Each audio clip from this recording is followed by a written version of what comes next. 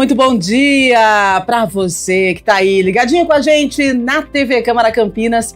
Estamos chegando, Estúdio Câmara no ar. Seja muito bem-vindo, seja muito bem-vinda. Gente, sextamos, né? Que maravilha, que bom que já estamos aí na sexta-feira. E hoje eu quero convidar você para conversar, gente. Vamos conversar sobre algo que a gente precisa entender, né? Nós vamos falar sobre envelhecimento. Vamos falar sobre o envelhecimento da população LGBTQIA+. Então, eu gostaria que você mandasse a sua mensagem para a gente, gostaria que você conversasse conosco. Se, de repente, você tem um amigo, né, ou alguém da família que está passando por essa fase da vida e que, de repente, se sente um pouco perdido, né? E você também. Por quê? Porque você não sabe por onde começar. O envelhecimento é uma nova fase e a gente precisa de orientação para que a gente possa ter um envelhecimento saudável. E quando a gente fala da população LGBTQIA+, a gente sabe que tem muita história.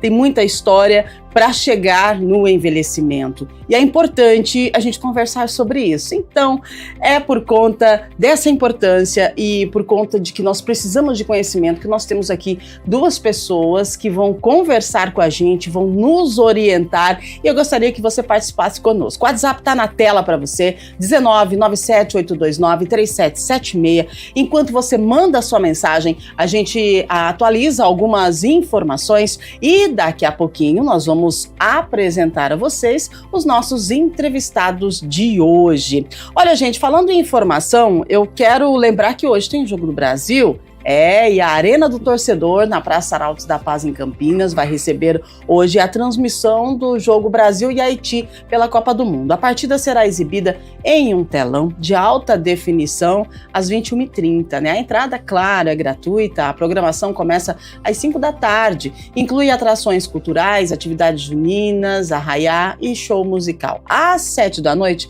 a cantora Lorena Alexandre vai apresentar um tributo a Marília Mendonça. Então, para facilitar o acesso, preste atenção, você que vai circular ali aos redores do Taquaral, a INDEC vai disponibilizar uma linha especial 901 que vai ligar o Terminal Central à Praça Arautos da Paz, tá? E aí vai ter um esquema especial no trânsito, tá? Segurança reforçada da Guarda Municipal, suporte médico para o público.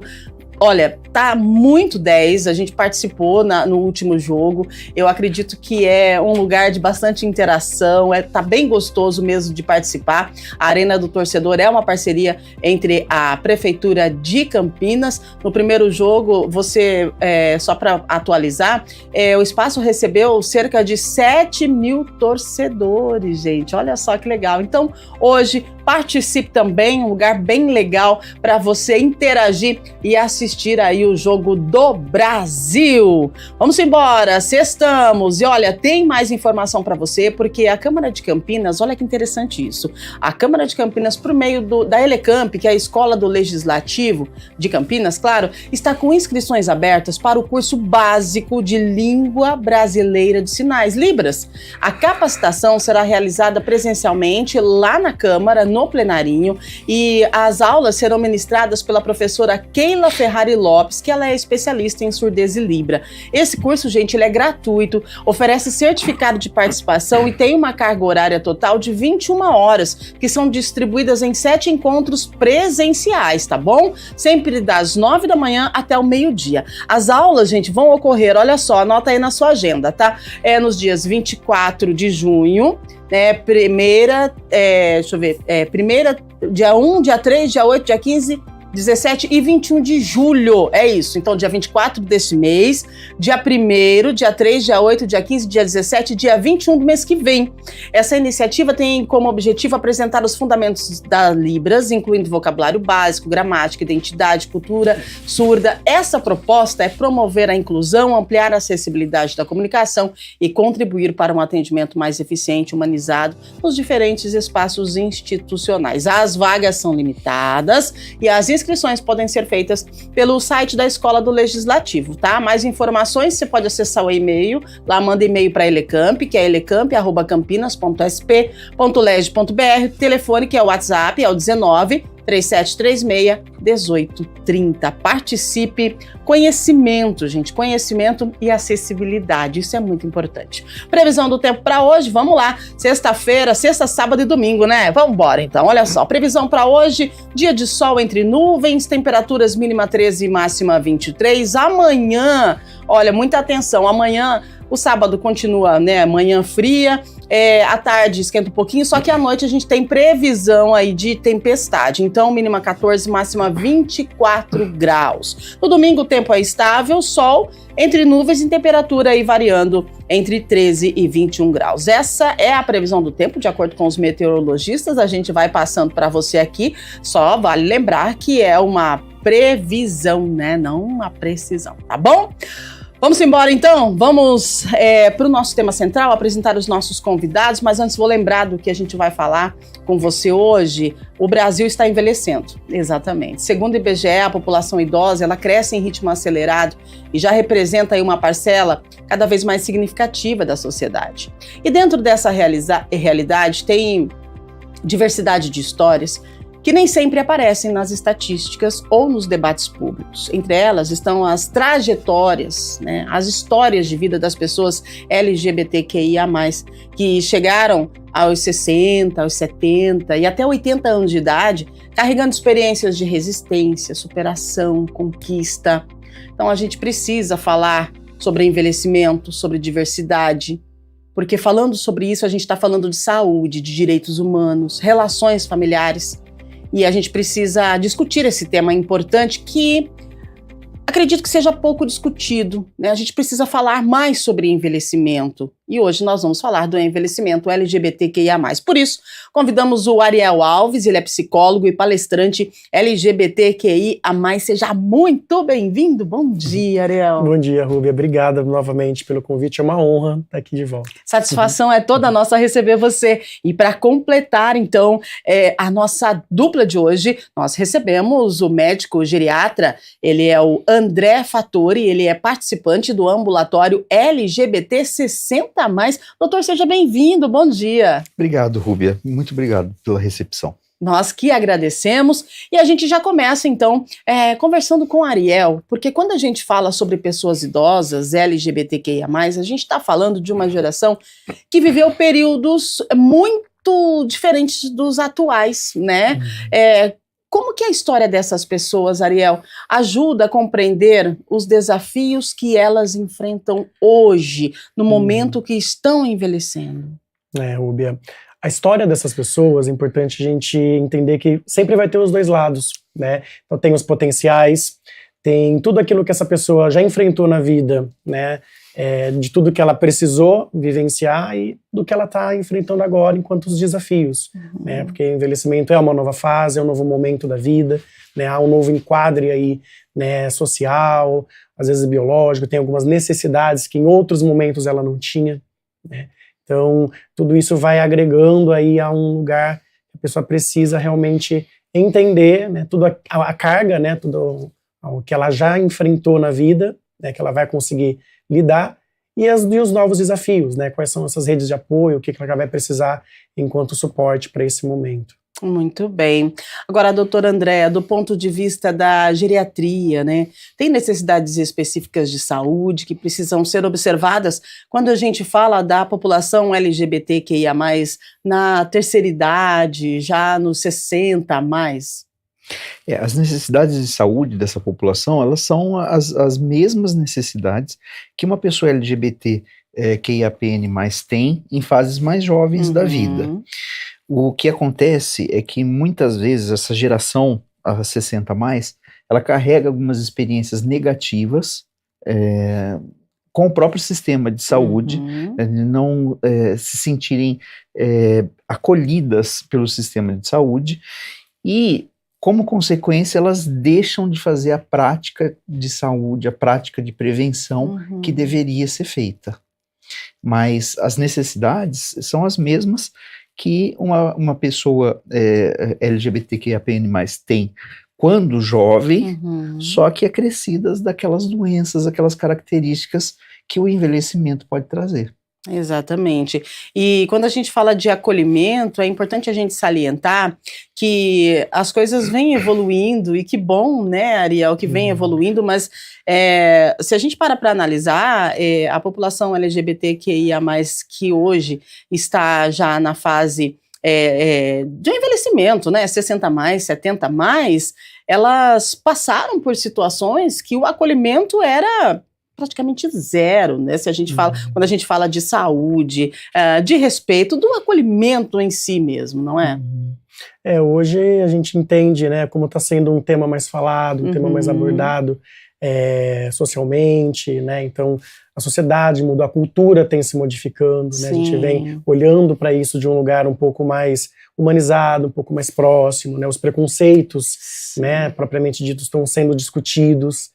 Né? Então, por esse tema estar sendo mais abordado, o preconceito não deixa de existir, mas agora ele é abordado dentro de uma outra esfera. Isso é importante, né? Porque durante décadas essas pessoas elas precisaram se esconder aspectos importantes, na verdade, da própria identidade para preservar. Gente, analisa só você viver tendo que esconder, né, o que você é, quem você é, a sua identidade, porque você precisa sobreviver.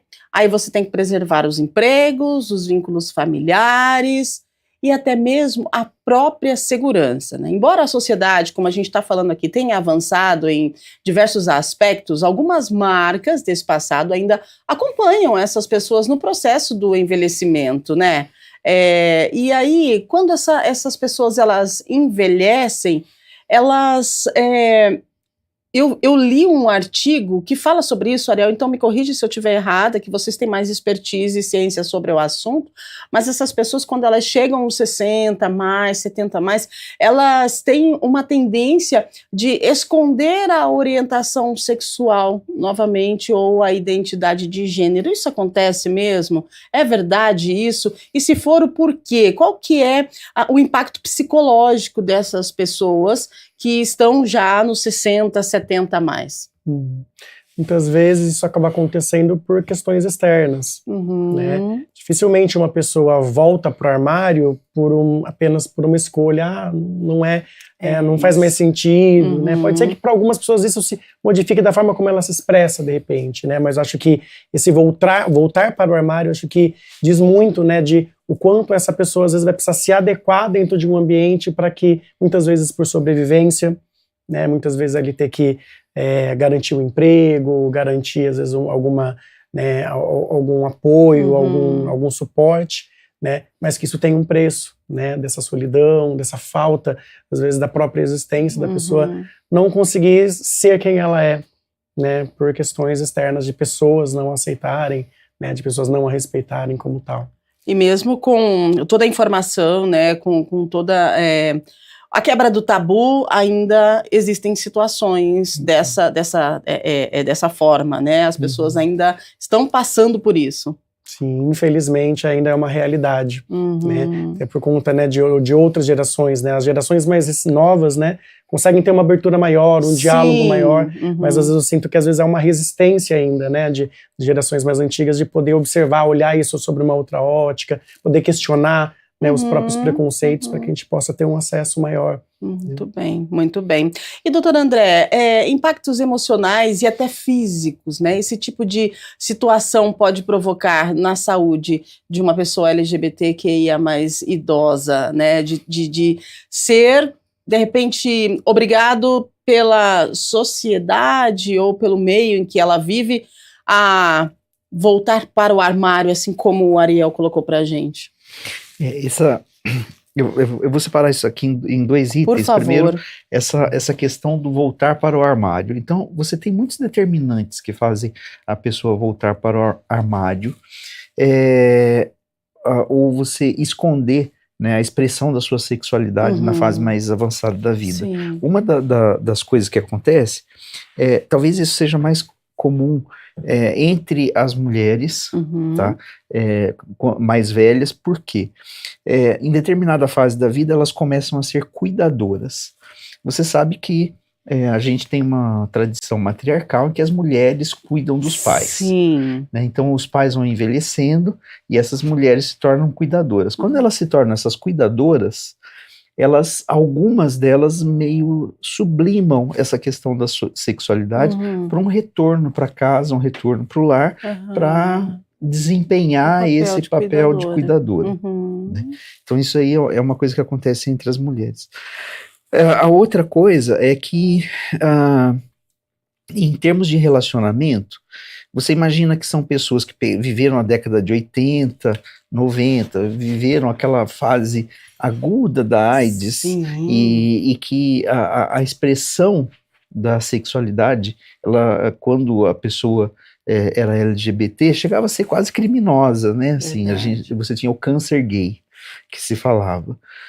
Tudo isso mudou, hoje é outro tempo, isso é outra, mas essas pessoas não desenvolveram relacionamentos, vínculos afetivos duradouros. Então hoje são pessoas sozinhas.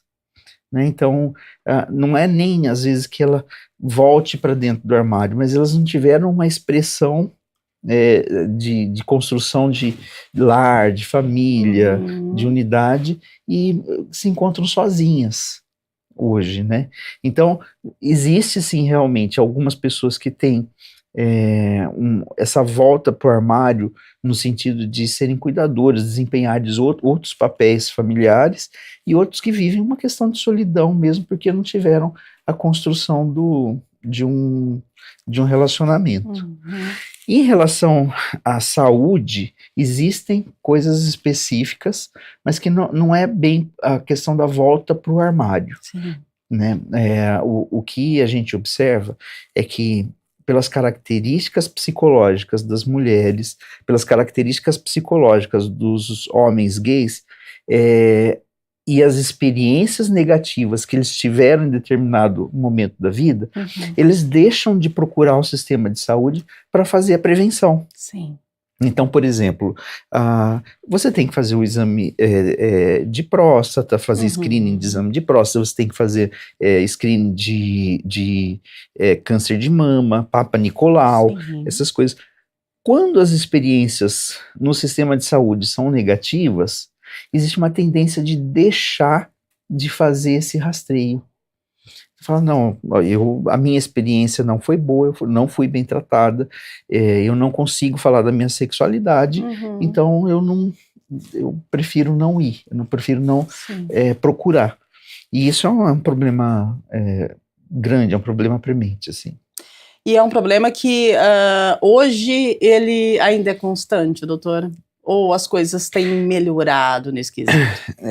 Em cidades grandes, quer dizer, se a gente pega Campinas, por exemplo, as pessoas têm um hábito maior de procurar o sistema de saúde, mas o fato de procurar o sistema de saúde não quer dizer que ela vai conversar sobre a sua sexualidade. Então. Né? Ela fala assim, olha, eu preciso fazer minha mamografia, preciso fazer o exame Papa Nicolau, mas isso não quer dizer que ela vai se abrir em relação às experiências sexuais que ela vive, e isso acaba inibindo a procura de certos métodos preventivos, né, de ISTs e outras coisas que eventualmente poderiam estar disponibilizados. Agora, conforme você vai caminhando mais para o interior, a vida dessas pessoas LGBT QIAPN+, ela tende a ser mais escondida, né? E a procura pelos métodos de rastreio, pelas práticas de saúde, elas se tornam mais difíceis do que num grande centro urbano. Exatamente. Quando o doutor fala das pessoas, a vida, né, tende a ser mais escondida, principalmente no interior, em cidades menores, esse isolamento, né, é uma das preocupações aí apontadas por pesquisadores de envelhecimento, que eles dizem que o risco do isolamento social das pessoas, né, da comunidade, ou enfim, da população LGBTQIA+, idosas, é muito expressivo. Agora, se a gente para analisar, o que determina realmente esse isolamento, né? Será que de repente seria a falta mesmo de um apoio, a falta de aquele acolhimento, Ariel, ou a pessoa que realmente como ela não teve durante toda a vida o apoio, né, o entendimento, ela resolve mesmo se isolar porque ela, sabe assim, quando você cansou de levar a porta na cara? Mais ou menos isso? Aí, então, poxa vida, já que não dá mais, eu vou ficar quietinho aqui e pronto. E aí tem a questão psicológica. Se a pessoa ela já vem de um processo que não foi muito bom, aí chega no envelhecimento, né? Também não tem apoio. Como que fica a questão psicológica dessa pessoa? O que nós temos hoje no sistema de saúde, vamos colocar o SUS, né, aqui em cash, em relação à saúde mental da população e da população idosa LGBTQIA+. Em Campinas nós temos o serviço, né, do Centro de Referência LGBT, né, de Campinas, que é o primeiro serviço público, inclusive, né, do Brasil, que iniciou parabéns, lá em 2003. Né, então é um serviço de acolhimento, de Sim. fato, à população, advindo mesmo dos movimentos sociais, e hoje através do serviço mesmo público na Secretaria de Direitos Humanos, e pessoas com deficiência, as pessoas são acolhidas nesse serviço. Né? Então existe esse serviço que é específico mesmo para a população, e esse sofrimento, né, quando você fala desse sofrimento psíquico, ele, de fato, né, quando a pessoa não tem essas referências, não entende, não teve esse suporte, né, por falta mesmo, né, desses recursos, falta de um suporte familiar, uma rede de apoio, né, de fato essa pessoa tende a ficar nesse isolamento maior, né, buscar um acolhimento. Quando há uma procura, geralmente já tem um agravamento, né, desses sintomas. Sim. E aí a prevenção, infelizmente, ela acaba, né, se revertendo por um processo mais paliativo, né, dependendo de outras questões, que aí vai envolver a questão psicológica, mas geralmente já vem também questões, né, físicas, também já envolvidas, outros adoecimentos, né. Então, e quando a gente fala de idoso, da população idosa, né, nós estamos no Junho Roxo, né, que chama atenção para a violência contra a pessoa idosa. Nem sempre, gente, é importante a gente salientar que essa violência ela é física, né, ela pode aparecer de diferentes formas, abandono, negligência, tem a questão da humilhação.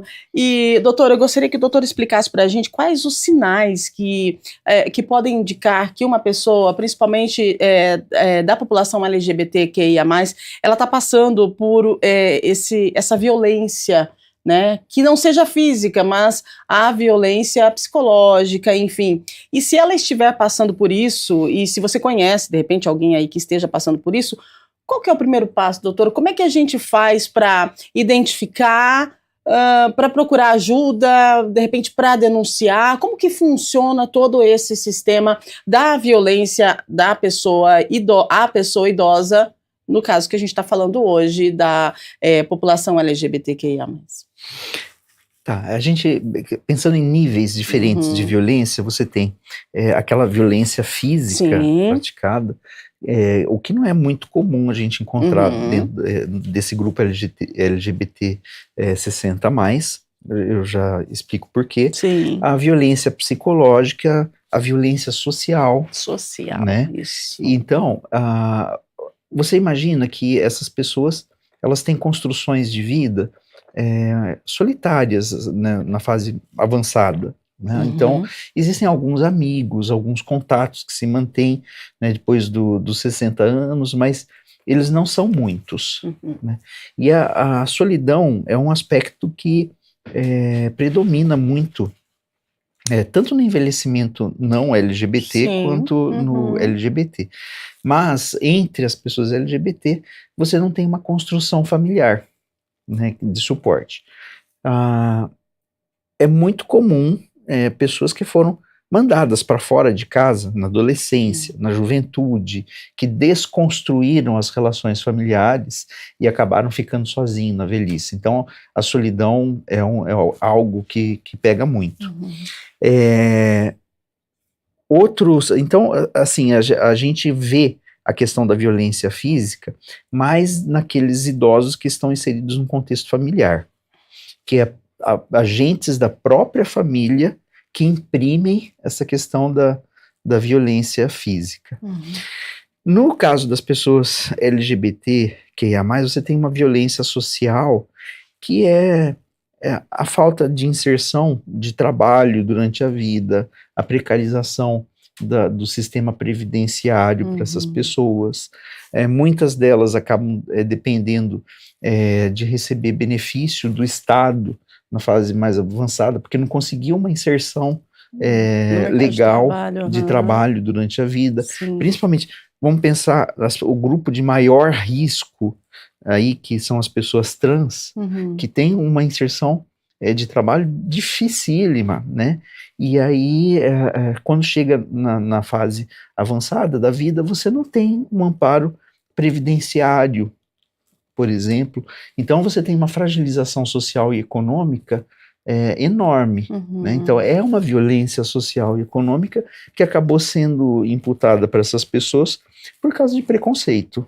Olha só, preconceito presente o tempo todo, se a gente para analisar, mesmo diminuindo, mesmo assim, a gente falando mais, né, acolhendo mais, entendendo mais, o preconceito existe, e quando a gente para analisar friamente, o preconceito ele está na ponta da pirâmide e está lá, porque se a gente, igual o doutor falou, a questão de uma aposentadoria, de repente, né, para um idoso LGBTQIA+, se para a comunidade que não é LGBTQIA+, já é difícil, você imagina para quem enfrentou, né, todas essas circunstâncias, esses desafios da vida, e aí chega no momento de se aposentar, leva de novo uma virada, né, de costas e um não. E aí vai fazer o quê? Né? Viveu a vida toda assim, sofrendo o preconceito, lutando contra o preconceito, e quando chega o momento da aposentadoria também enfrenta o preconceito, mas o preconceito que é aquele de cima, que vem lá de cima e de onde não deveria vir, né? De onde espera-se um acolhimento.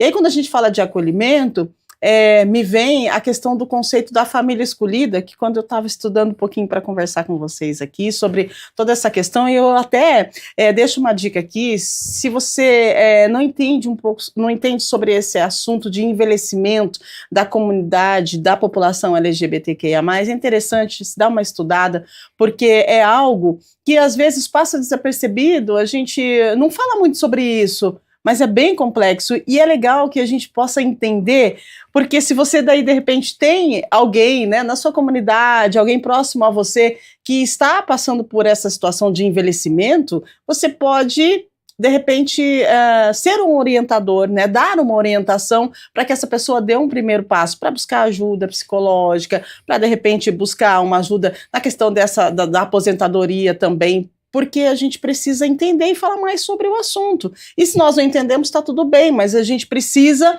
nos abrir para entender. E é por isso que nós temos aqui duas pessoas que entendem sobre o assunto, que estão conversando com a gente hoje de um tema que é bem complexo e bem delicado mesmo. Agora, quando a gente fala da questão do acolhimento e de família, né? Família escolhida, esse é um ponto que eu achei bem interessante, porque tem ganhado espaço nos debates sobre a diversidade, também sobre o envelhecimento LGBTQIA+. Eu gostaria que você, Ariel, explicasse para a gente qual que é a importância desses vínculos afetivos para a qualidade de vida, né? Dessa população que já envelhecendo, né, 60, 70 mais LGBTQIA+, da família escolhida, porque você ser o sangue, tá tudo bem, mas o que é a família, na verdade, né? É ser meu sangue, mas me maltratar, ou ser uma pessoa que não é meu sangue, mas que me acolhe, que tá junto comigo, que me apoia, que me orienta, que me chama atenção, que me dá um ombro, que me dá um abraço, né? Eu gostaria que você trouxesse isso pra gente, por favor. Sim. Esse tema da família escolhida, ele começou, né, teve assim, um recorte muito legal, importante, na década de 80 e 90, nas ballrooms, né, que eram os bailes que aconteciam, né, começaram lá em Nova York, né, das casas de ballrooms, que são bailes que acontecem, né, aconteciam em espaços, né, para pessoas LGBTs, de pessoas LGBTs, né? E aí essas famílias que se falavam, então essas famílias iam se formando através desse espaço mesmo, né? Então muitas pessoas em vulnerabilidade estavam na rua, e aí essas mães dessas casas, que chamam das ballrooms, são essas pessoas que acolhiam essas pessoas, né? E não era apenas um grupo, né? E aí nesses espaços das ballrooms eles vão lá, disputam, né? Então tem os desfiles, tem os desafios, né? Então tem desafio de dança, desafio de performances, e as casas iam disputando, então, enquanto um espaço mesmo de pertencimento, que até então na época não existia. E aí essa cultura ballroom veio, né, veio de lá para cá. Então em Campinas, inclusive, tem um movimento muito interessante, várias casas de ballrooms que caracteriza isso, né? Então essas casas são essas famílias, né, dessas pessoas que às vezes não têm essas referências familiares consanguíneas, e aí acabam se unindo, né, dentro desse lugar de afeto, de apoio, de suporte, né, alguns até mesmo financeiro, às vezes a pessoa ter onde ficar, ter onde ser acolhida. Né? Então, essa característica, então, essa família é isso, é com quem a gente pode contar, com quem eu posso, quando eu tô num problema, né, numa situação muito difícil, para quem eu ligo, ou se eu tenho uma notícia legal, conquistei alguma coisa, com quem eu compartilho, né, com quem eu tenho esse espaço para poder fazer isso. Então, a família escolhida é isso, né, com quem a gente sabe que a gente pode contar, né, e a gente faz isso de uma forma espontânea, de uma maneira, né, de olhar para quem eu de fato preciso, com quem eu posso contar, e aí a gente vai agregando, né, construindo então uma rede de apoio que às vezes a família tradicional ali, a inicial, não foi capaz de fornecer para essa pessoa. Que gostoso isso, né? E doutor, faz toda a diferença, né? Essa rede de apoio. E aí não é só na questão do envelhecimento, né? Acho que para a vida isso é importante, faz a diferença e tem um impacto psicológico nesse momento em que você de repente precisa e aí você encontra apoio nessa família escolhida. Sim, essa questão da solidão é um evento muito marcante no envelhecimento, e ela é mais intensa, né, ela é mais pronunciada entre as pessoas LGBTs, né, em idade avançada. Eu acho que, assim, de um modo geral, as experiências de pessoas LGBT hoje, né, o seu descobrimento, a sua compreensão, já lá na adolescência, essa passagem, ela está um pouco mais facilitada do que era no passado, né? Mas não é nenhuma maravilha, né? Então, você tem famílias que vão sentir aquele trauma, né, inicial, fala, poxa, será que meu filho ou a minha filha é uma pessoa LGBT ou uma pessoa trans, né? Mas que consegue trabalhar isso no sentido de aceitação e promove, né, não quebra o vínculo familiar. Agora, as pessoas mais velhas, elas experimentaram muito a quebra do vínculo familiar. Pessoas colocaram elas para fora. E que agora, na fase avançada da vida, ela tem poucos amigos, né? Então, imagina só, vou criar uma situação que a gente eu posso ver lá no meu ambulatório, por exemplo. Se você tem uma pessoa LGBT que tem uma doença terminal, tá, que, olha, infelizmente, assim, a gente diagnosticou, você tem um tempo de vida que, infelizmente, é um pouco limitado. E esse seu final, você pode precisar de auxílio, como respirador, né, como uso de sondas, necessidade de massagem cardíaca, procedimentos invasivos, e a gente quer saber o que você gostaria que fizesse quando chegasse lá, que chegasse esse momento. Se você gostaria que fizesse isso, ou você preferia ser respeitado e que não se fizesse nada. Essa pessoa pode compartilhar isso com alguns amigos, só que a ausência do vínculo familiar faz com que essas decisões se tornem menos respeitadas. Entendi. Né? E aí você chama, né, a família original dessa pessoa, que ainda tem traços da desvinculação, né?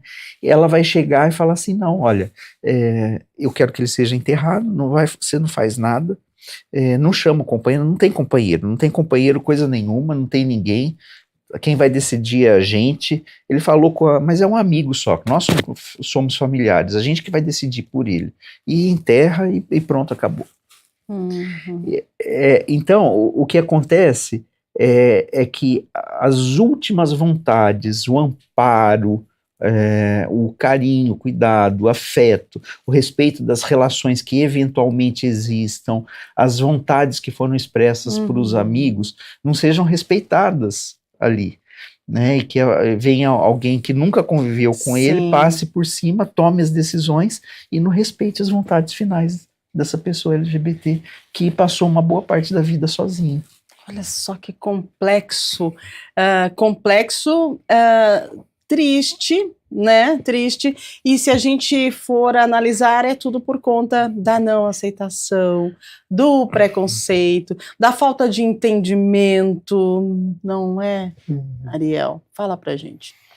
Tudo isso acaba acarretando, né, um resultado de toda uma vida, né, de tantas faltas de acesso, de respeito, de acolhimento, né, porque para uma família, né, de uma pessoa LGBT, né, como o André estava falando, né, é um desafio também, né, porque às vezes essa família, essa pessoa também não teve referência, né, enquanto um cuidado, né, de como eu faço se acontece, né, porque às vezes é isso, eu tenho um amigo, né, uma pessoa de fora que é LGBT, não, uma super amiga, uma pessoa parceira, uma pessoa super bacana. Quando acontece dentro de casa, quando acontece com os seus, tem um outro peso, tem uma outra questão, né? Porque aí é uma coisa que a pessoa vai ter que se envolver, vai ter que se implicar, muitas vezes vai ter que olhar para as próprias questões, porque todos nós, em algum certo nível, temos um certo nível de preconceito com algo, né? Isso aí é um pouco meio inerente ao ser humano. Mas o que eu faço com esse preconceito? O que eu faço com isso que eu sinto, com essas dificuldades que eu tenho, né?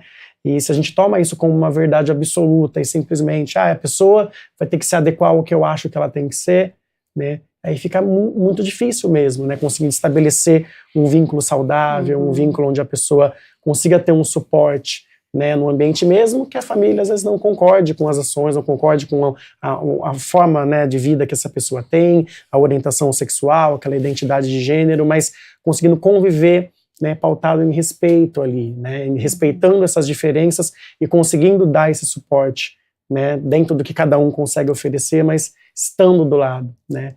Aí quando isso não existe mesmo, né, essa quebra de vínculo familiar fica muito mais complexo, e aí tem essa questão consanguínea que, por um lado, né, como o doutor colocou, tem uma certa implicação em algumas questões, né, quando envolve aí, né, saúde ou algumas decisões dessa pessoa, mas no dia a dia essa família não acompanha, não sabe o que essa pessoa enfrenta.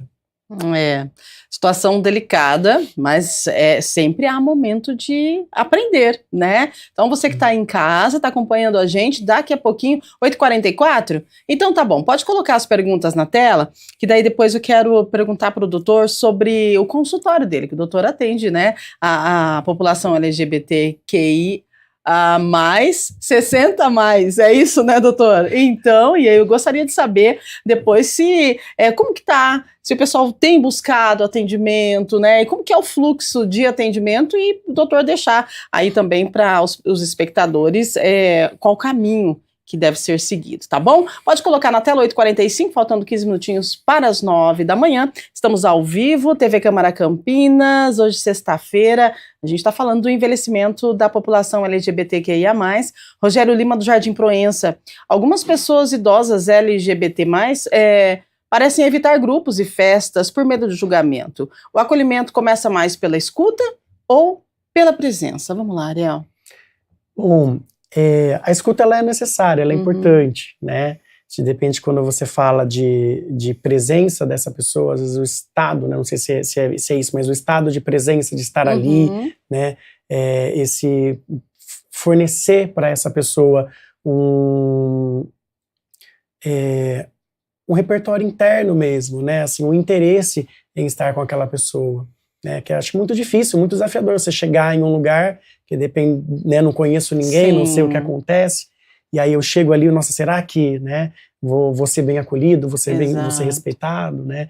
E aí tem essa questão, né, do próprio etarismo, dependendo em alguns espaços, já é um desafio, né, para pessoas mais velhas, dependendo da questão geracional, algumas idades. Então, a insegurança às vezes é inevitável, é inerente ali, né? Então, a escuta ela é importante, poder entender, nossa, quem é essa pessoa, né? Espaços ali de socialização, né?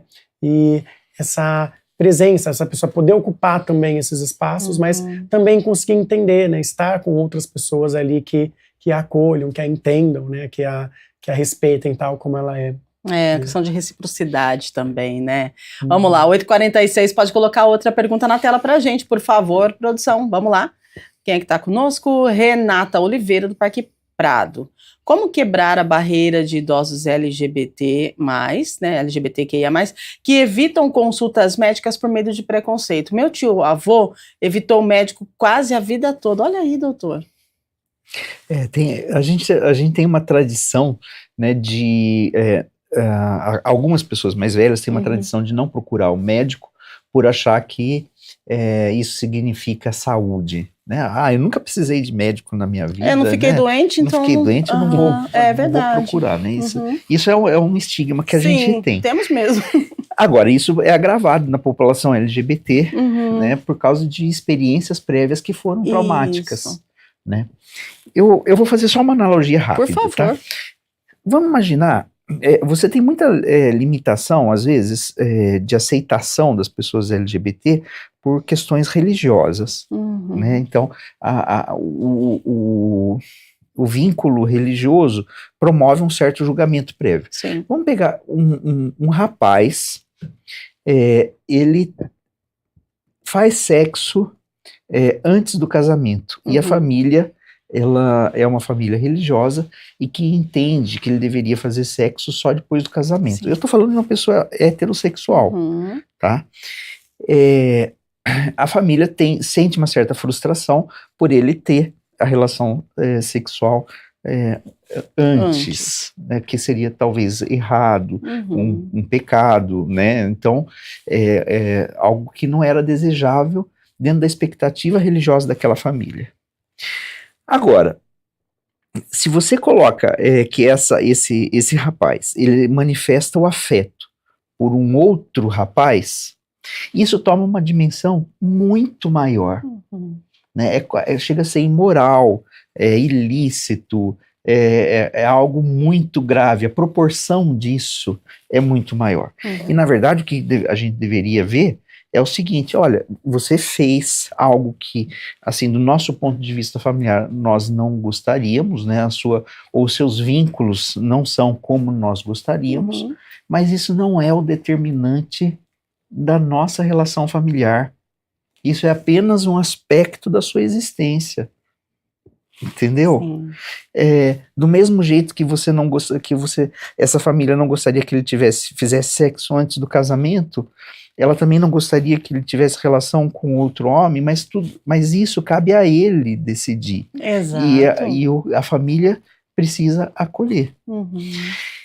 Infelizmente, esse tipo de avaliação, né, esse tipo de situação, ela se repercute nos postos de saúde. Existem pessoas fundamentalistas que acabam julgando a pessoa LGBT, quando percebem que ela é uma pessoa LGBT, e fazem um tratamento diferencial, que não é o tratamento afetivo, não é o tratamento acolhedor. Quando a gente pensa em unidade de saúde, quando a gente pensa no direito, na justiça, o olhar tem que ser acolhedor. Né? E tem pessoas que não conseguem reproduzir isso dentro dessas unidades. O que faz a diferença, eu acredito, é um treinamento, né, para a pessoa que trabalha nesses lugares entenderem que elas não podem promover julgamentos, elas estão lá para acolher. Exato. Independentemente de quem seja aquela pessoa. Você não vai deixar de atender um presidiário. Inclusive, eles têm prioridade, não é? Quando chega alguém que veio lá do presídio no sistema de saúde, para tudo para que ele seja atendido, né? Então, a gente precisa ter um olhar mais mais humanizado realmente, né? E atitudes humanizadas também. Agora, coloca aquela pergunta de novo na tela pra gente, produção, só para eu ver quem é que estava falando conosco, do tio avô que relutava em ir ao médico, né? Porque, ó lá, ó, como quebrar a barreira, né? Que ela diz, meu tio avô evitou médico quase a vida toda.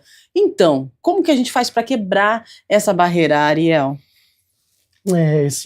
Esse medo, né? É o receio, né? Tem, o medo, né? Esse... É o mesmo receio, de repente, de ir até um lugar que está lá para socializar. É o mesmo receio, só que nessa questão vai para poder cuidar da saúde, né? Exato, é mais ou menos isso, né?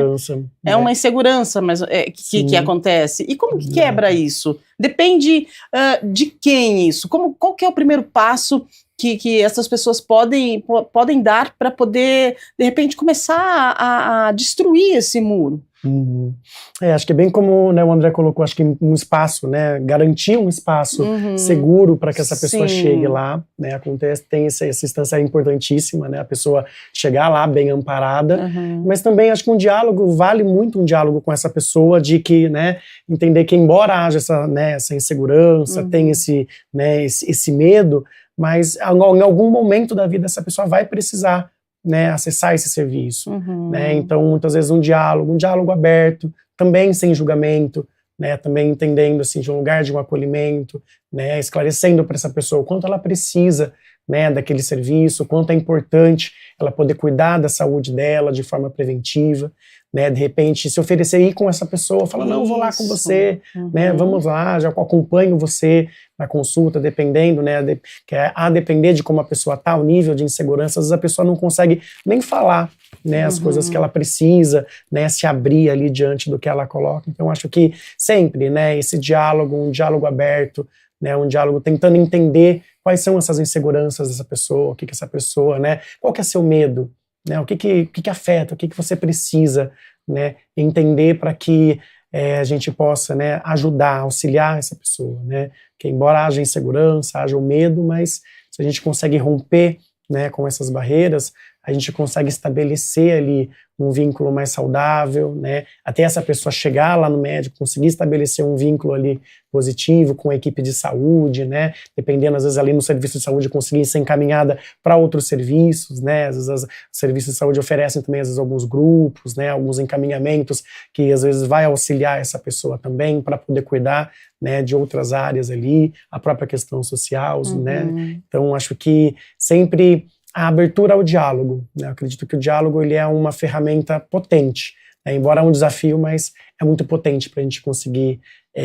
fazer com que essa pessoa entenda também essas limitações e dar um suporte, apoiar essa pessoa para que ela consiga se cuidar, né? Alcançar esse objetivo da saúde. Muito bem, Ariel. Mais uma pergunta e aí a gente já vai para as considerações finais. Por favor, produção, pode colocar na tela, por gentileza. Nós estamos ao vivo aqui com você. Obrigada pela sua participação, viu? Você que está aí do outro lado conosco, uma ótima sexta-feira. A Juliana Ferraz, do Jardim Guanabara. Minha avó sempre fala de uma grande amiga que viveu com ela por anos. Como a família pode acolher uma história de amor que talvez nunca tenha sido dita claramente? Olha só que interessante. Eu também já ouvi uma conversa, uma história de uma pessoa que hoje ela já é 80, 90 mais, e ela não teve relacionamento com ninguém, mas ela tinha uma melhor amiga, e quando ela ia para a praia, ficava na casa dessa melhor amiga, essa melhor amiga ficava com ela também, na casa dela e vice-versa, enfim, e elas viveram por muito e muito tempo, assim, companheiras, amigas, né? Mas tudo muito escondido, e viveram como melhores amigas, e no final era assim uma linda história de amor, e é parecido com a questão aí da avó da Juliana, né? E aí, como que a família pode acolher uma história de amor, algo que passou, né? A pessoa já está 60, 70, 80 a mais, e que ela nunca contou, né? E que, de repente, a família, nesse momento, entendeu que essa pessoa ela viveu uma história de amor fechada, presa, restrita pela vida toda. Olha isso, Ariel. Tem esse recorte social, né? Assim, como a gente estava colocando historicamente, como nós temos, né? Tivemos muita repressão, né? A outros tipos de relacionamento que não os heterossexuais, entendidos como os relacionamentos normais, dito, né? Como os esperados. Provavelmente ela teve aí, né? Um grande desafio de conseguir vivenciar aquele amor, né? Ou viveu ali de forma escondida. Então, acho que poder trazer, falar, nossa, mas como é que foi isso, né? Quem era essa pessoa? Como que era esses encontros? Como é que é esse afeto? Né? Porque o amor, ele se manifesta de inúmeras maneiras. Exato. Né? Então, se teve essa nuance, poder também trazer, né? Assim, trazer esse interesse, falar, nossa, que legal, vó, olha só, né? Que bacana. E como que era esse amor, né? Então, às vezes, não precisar, às vezes, problematizar aquilo, né? Trazer aquele negócio, mas como assim, né? Que dependendo de alguma pergunta, se a gente não faz isso com um cuidado, com respeito, né? A pessoa já vai tender ali a entender que, né, já existe uma problemática. E de fato, talvez na época, né? Com certeza na época que a sua avó estava lá, havia várias problemáticas, haviam várias questões. Verdade, né? verdade. Então, acho que esse lugar desse interesse, né, como eu estava falando, assim, essa presença, né, de fato conseguir ouvir isso de um lugar com a naturalidade, que é o afeto, que é o amor. Né? Exatamente, né, trazer, acredito, né, doutor, trazer assim pro aqui, pro agora, e ter interesse sobre essa história pode, de repente, validar essa história de amor que foi vivida fechada, né? Mais ou menos isso. Eu tô impressionado com as perguntas que estão mandando, porque são perguntas com uma característica afetiva, né? Sim. O afeto, ele cura tudo. Olha aí. Né? Se você vai no posto de saúde, se você procura o sistema de justiça, se você procura a polícia, tudo que é feito com afeto, humanização, né? O afeto, ele resgata todos esses problemas. Então, eu acho legal que essas perguntas, elas estão muito cheias de afeto. Sim, que bom, fico feliz. Pode colocar na tela de novo, produção, pra gente, por favor? Olha lá, Juliana Ferraz. Exato, essa pessoa, né, que você tem uma coisa de autodeterminação da vida das pessoas, né, então, se elas acreditam, essa pessoa idosa, ela não quer falar sobre isso, ela não quer se aprofundar, é um direito dela, Sim. é a autodeterminação, a gente chama de autonomia isso. Precisa ser respeitado, né? Precisa ser respeitado. Agora, um jeito, se você quer oferecer o acolhimento, né, para essa questão, é como o Ariel falou, faz a abordagem através de perguntas, como que vocês se conheceram, como que foi, mostra esse afeto, né, sem preconceito. Para que essa história de amor, ela venha se transbordar, ela se manifeste, né, ela venha se manifestar de uma forma bonita, né, de ser olhada, tanto para quem está ouvindo a história, tanto para quem está contando a história, mais ou menos assim, é esse movimento. Exato, se isso daí for uma coisa tão importante para aquela pessoa, assim, em termos de ser mantida em segredo, talvez ela não se abra, mas a oportunidade houve, né? Eu acho que a questão é afeto. Muito bom. Afeto, gente, humanização, né? Afinal de contas, somos seres humanos, precisamos ser humanizados. 8h59, dá tempo para mais uma? Tem mais uma aí? Se der, beleza, se não, só me avisa aqui que a gente já vai encerrando, tá bom? Opa, tem mais uma, vamos lá. Caio Ribeiro do Taquaral. Como os profissionais de saúde podem perguntar sobre a vida afetiva e identidade sem parecer curiosidade ou invasão? Ô Caio, abraço pra você, viu? Vamos lá, você é profissional de saúde, que eu sei, hein? Vamos ver. Ô, doutor, e aí, como faz? O doutor que tá, né, na linha de frente ali, tá trabalhando, tem um consultório, atende a comunidade, a população LGBTQIA+, 60+, como faz, né? De repente, perguntar sobre a vida afetiva ou sem parecer invasivo também? Será que a pessoa quer falar? Será que a pessoa não quer? Deve perguntar ou não? Como dar uma abertura, um espaço? Como que é isso? A sexualidade faz parte da vida da pessoa, é uma característica importante de ser explorada, né, na saúde. Só que, de cara, pode ser que a pessoa não se abra. Então. E aí você tem, né, um sistema, nós temos um sistema de saúde público que se baseia muito na medicina da família e da comunidade.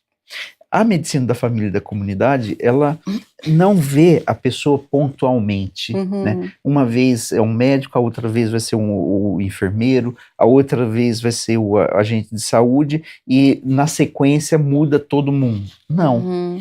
Você tem médicos que têm uma certa constância, enfermeiros e agentes de saúde que têm uma certa constância, e isso cria laços. Vai criando um vínculo, né? Conforme confiança. o laço é construído, você se sente mais à vontade de abordar isso de uma maneira tranquila. Então isso aí é facilitado, né, pelo esse atendimento de medicina da família e da comunidade. Importante, né, Ariel? Porque realmente criar vínculos, né, e laços e confiança para poder abordar, né, essa situação, de repente, da vida afetiva, né, de como tudo aconteceu, da história, sem parecer a curiosidade ou então a invasão, não é? É fundamental essa construção desse vínculo, desse lugar, né? Porque quando uma pessoa se sente à vontade para conseguir fazer isso, né, de repente, não seja num primeiro momento, né, mas naturalmente, né, essa pessoa, se ela sentir esse espaço, né, sentir que ela está sendo acolhida de fato, ouvida de fato, né, naturalmente isso vai aparecendo, né, então caso houver, né, você vê que construiu ali, você consegue ter uma leitura, né, de quanto essa pessoa se abriu, quanto que tá aí essa construção, com certeza vai ser uma ferramenta importante para conseguir tratar ali, né, com humanidade. Muito bem. Agora, doutor, a gente já está encerrando, eu gostaria que o doutor falasse sobre os atendimentos, né, que o doutor realiza e como que funciona. Nós temos um ambulatório que é um ambulatório LGBT 60+. Isso, o nome que é dado não é um desprezo às outras siglas, né, mas acontece que exige uma certa especialização, um certo conhecimento. Então, nesse primeiro momento, a gente está atendendo pessoas LGBT 60+. Ele funciona no Hospital das Clínicas da Unicamp. Ele é vinculado à superintendência ao Hospital das Clínicas da Unicamp. Ele funciona uma vez por semana. O contato, o agendamento é feito por telefone, 3521-7878. Muito bem. 3521-7878. A pessoa que se identifica com essa situação LGBT 60+, e que não consegue usar de uma maneira adequada o sistema de saúde, pode ligar e marcar uma consulta e a gente faz esse primeiro acolhimento. Olha só, que interessante e muito bom mesmo. Parabéns aí pela iniciativa, viu? Obrigado. E você, Ariel, você trabalha, né, com toda essa população LGBTQIA+, também como psicólogo e orientando, né, na questão da saúde mental, que também é algo que a gente precisa cuidar, né? E como que a gente encontra você? Então, tem um serviço, né, acolho pelo Centro de Referência LGBT de Campinas, como eu coloquei, né, ele fica ali no bairro Botafogo. Então, também é um serviço que oferece, né, esse acolhimento, tanto de parte de assistência social, atendimento psicológico, né, o suporte, né, em união aí com os movimentos sociais. Também pode ser procurado aí pelas redes sociais. Então, Centro de Referência LGBT de Campinas. Eu não vou saber dizer, acho que de cor aqui o telefone, mas dá uma pesquisada, né, no Google, aí dá uma pesquisa que tem aí esse serviço, que também é um serviço público, né, de acolhimento, que também pode ser procurado aí, atende toda a população em geral, né, e também familiares, né, consegue ter vários serviços aí, vários desdobramentos para acolhimento da população. Olha só, gente, 2 serviços, assim, importantíssimos, humanizados e onde você encontra apoio, né? Então, se precisar, já sabe que tem com quem contar. Quero agradecer demais sua presença, Ariel, obrigada mais uma vez por ter participado com a gente, nos orientado, né? Esse tema tão complexo, mas tão preciso e que a gente precisa conversar sobre. Muito obrigada. Eu que agradeço, viu? Eu fico à disposição. Tá bom, maravilha. Ô, doutor, obrigada pela sua participação, primeira vez aqui no programa. A gente quer explorar mais o doutor, porque a gente vai convidar você mais vezes para vir, para poder nos orientar, nos ensinar e ensinar o pessoal de casa também, né, que a gente precisa de orientação E o conhecimento, um conhecimento que fica guardado na sua cabecinha aí, uma gaveta, ele não adianta de muita coisa. A gente precisa espalhar, passar para frente. Isso é importante demais. Muito obrigada, viu? Muito obrigado, Rúbia. Muito obrigado. Obrigado, Ariel.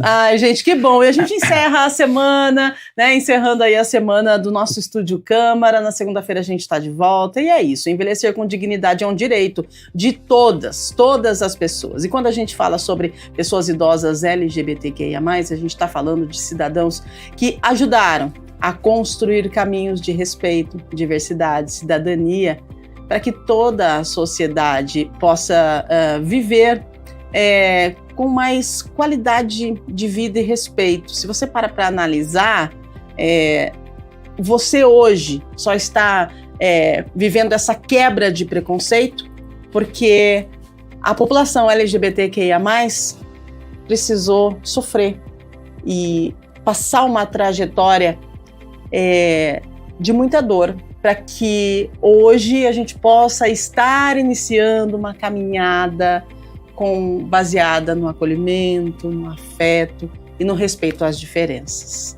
Eu quero agradecer a sua audiência, a sua companhia, convidar você para acompanhar a programação da TV Câmara Campinas e lembrar que na próxima semana, segunda-feira, a gente tem Estúdio Câmara ao vivo e a gente vai discutir um caso que chamou atenção em todo o país e está levantando questões profundas sobre o comportamento humano e também da saúde mental. A gente vai falar daquela mulher de 37 anos que teria se passado por uma criança durante mais de um ano, né, sustentando aí uma identidade falsa e conquistando a confiança da família adotiva.